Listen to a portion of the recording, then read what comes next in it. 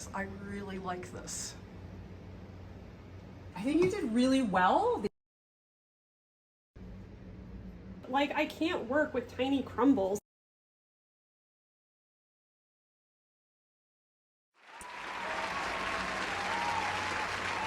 I think you did really well. The application of color. I like this blue up here, complementary color response. Oh, but I thanks. feel like up there it gets really gray, and I just want this to integrate a little bit better with the color area.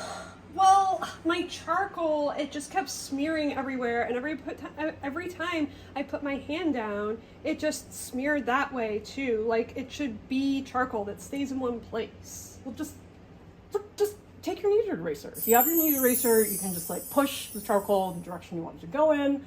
That should work better. But the kneaded erasers always get so crumbly. Like, I can't work with tiny crumbles. That's not gonna erase anything. Well, are you sure you have the right eraser? Like, kneaded erasers are not supposed to crumble. Well, I think you need to help me do it because it is just falling apart. I don't even have it anymore because it fell apart. I threw it out. Okay, well, what erasers do you have in your studio? A pencil eraser. Okay, well, so use a pencil eraser. Look, so if you come up here, you can just take the pencil eraser and you can sort of push the marks like towards this direction. You mean I'm going to have to use that small eraser to make every single line on there? That's going to be like 5,000 marks. I'm not going to have an eraser anymore. What am I going to do to take notes in class?